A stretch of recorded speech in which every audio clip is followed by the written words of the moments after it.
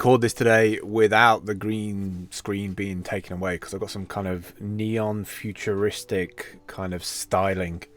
I've got my Buddhist beads over here that were given to me by a good friend who lives in Canada now. One of the world's best disaster management experts. In my mind, I don't know if it necessarily is, but I feel like he's that to me. So maybe he's in the top 3 of people who can deal with my disaster of a life. But I've decided to leave it today instead of removing the green and just make sure I'm in focus. Good day to you all. It is Friday the 24th of April. We're nearly at the end of April. These months are flying by and I'm kind of cool with it. May, June, July, you know, even the next 3 months being this kind of level of warmth, I can cope with that. At least we're not like knee high in wintry snow. That's not to say that other people are so fortunate. I know there's people in the south and the states are getting smashed right now with like floodings and tornadoes and stuff. So I, reach out to those people, stay safe, get down into the basement or that like dugout or whatever it is that you've got. Stuff can be rebuilt, but your health is primary importance right now. So something I want to quickly talk about today is, did we literally just deal with stage fright globally? Because I remember a time, kind of doing a bit of storytelling today, by the way, if you haven't noticed, but I remember a time when people were like, oh, no, I can't stream. Oh, I don't want to stream. Oh, no, I don't want to go live. Or, they just freaked out. It was either too nerdy or too geeky or like, I don't want my friends to see me or like, oh, I'll be so embarrassed and yada, yada, yada. We soon fucking got over that, didn't we? Huh? Like, as soon as we go into a pandemic in isolation and we go inwards to ourselves a little bit and dig a little bit deeper as to what all those weird-ass insecurities are, like, as soon as there's FOMO, the fear of missing out is attached to it. Fuck me, you soon got on webcam, didn't you? And got into your little Zoom groups. Zoom went from, like, 60 million global users to 200 million users in, like, a week or two. That must have been hardcore for Zoom, actually. It must have been really difficult for them to adjust, and no wonder they put a new version out, version 5, fixing all the stuff that the community had fed back. I mean, if you've got a fair percentage of that 200 million reporting back to you that what sucks, then you're going to be proactive with fixing that. They did say, oh, we put a line in our development of all these other things. I don't think they had anything else really that they were working on. It's kind of, they're an OG, don't get me wrong, they're an OG, they're one of the original video conferencing tools, and they had that really cool feature of being able to call in. So I mean, this kind of idea that your best salespeople are stuck in the fucking airport and ringing in on their phone like, yeah, I'm on the call, I'm in the call in the Zoom chat, I haven't got video, but yeah, you can hear me, and sell. It's like, all right, like, you remember all those people who used to be on the phones all the fucking time? I remember when I used to fly to America when I was like 17 or 18, completely different America than today, of course. But I remember how like overwhelmed I was with how many people were on the phone, how big cars were and trucks were, and how many people were constantly on the fucking phone, like just saying nothing really. They just wanted to be on the phone connected to somebody. Jesus, they must be like in 24/7 video chats now.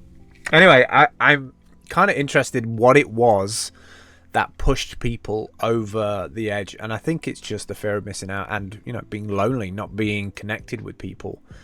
The only thing I will say though that I have seen that I don't necessarily like is, and don't get me wrong here, because I have a lot of respect for people who are hustling and the marketers and the people who have actually got skills and talents and got great presence on camera and are delivering great advice. But I watched a 20-minute video. Well, I didn't watch all of it, but I watched a minute and a half.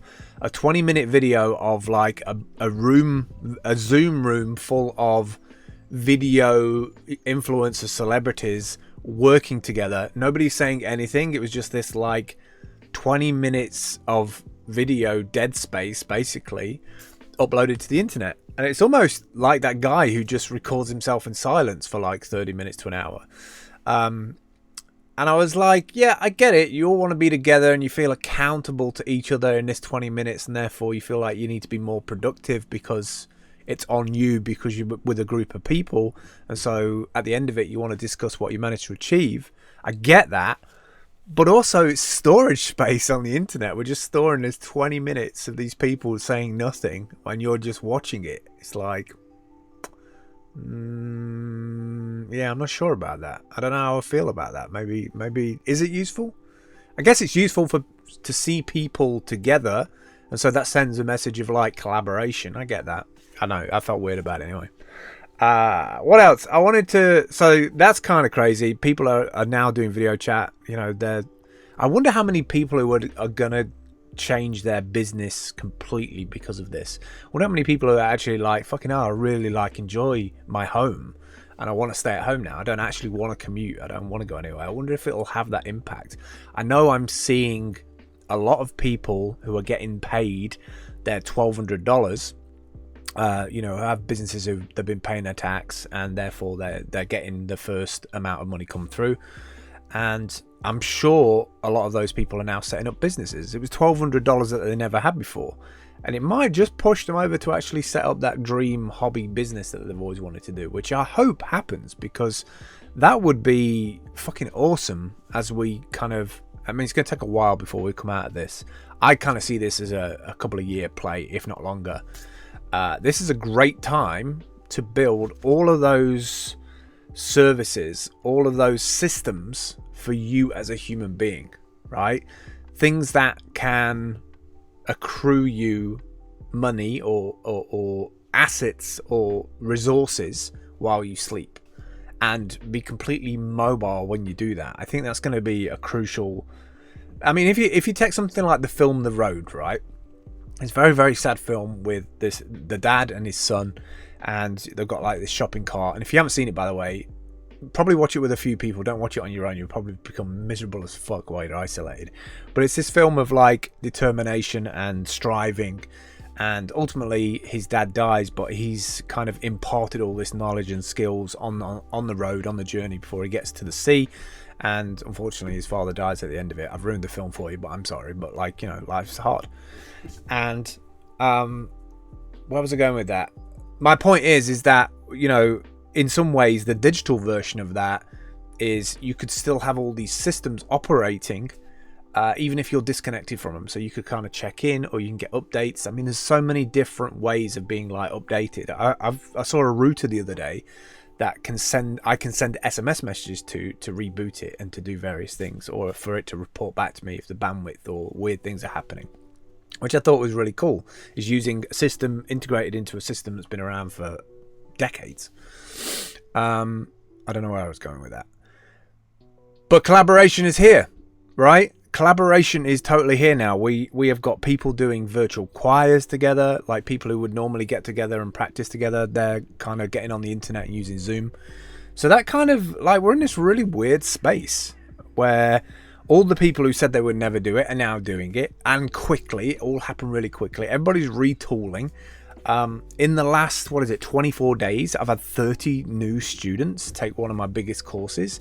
So I know there's a massive amount of people that are switching up what they do for a career, or what they do for business, or what their role is in a business, now becoming a remote version of that. I'm seeing people buy cam links by Elgato. I'm seeing people like buy cameras. Just people are getting into this because they miss that social interaction. And I think it's going to change people. I think people are just going to go, I actually enjoy this. I enjoy my home. I enjoy being here. There's going to be, internet's going to get upgraded. We're going to see an explosion in end-to-end encryption.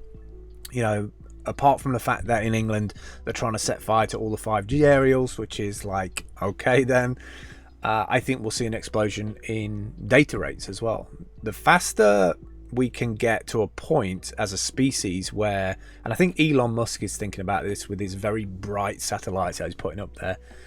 I think we're going to get to a point where internet is as good as television. And I don't mean the content on television. I mean the fact that you can come home from a job or from something, turn on television and press a little squidgy plastic button on a controller and watch something instantly with no lag, no latency, in full HD, full high definition.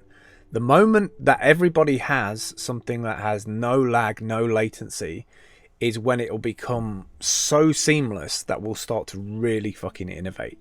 Like innovation in terms of like health, fitness, career, food. And I think we're on the precipice of that.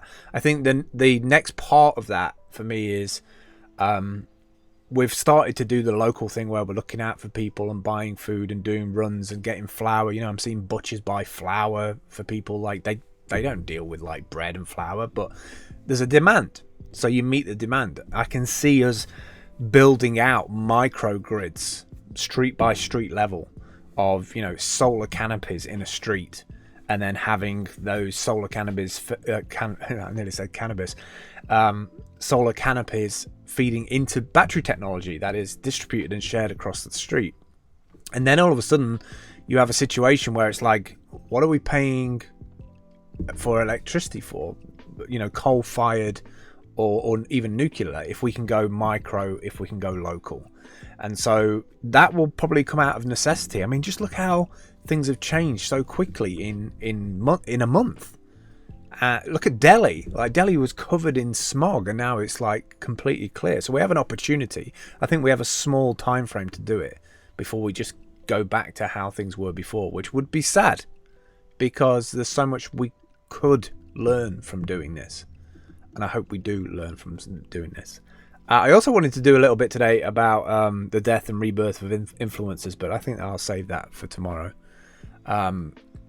And also remotely isolated 101, the 4 areas. So I was thinking about power, connectivity, redundancy, and failover. So I think I'll save that to another one as well. I just felt a little bit chatty before lunchtime. Hope you're doing well out there. I'm going to hashtag this with me. That's kind of how my little vlogs are. It's kind of a catch up to people I know, my friends who I haven't seen for a long time, and I haven't had a beer with, a glass of wine with.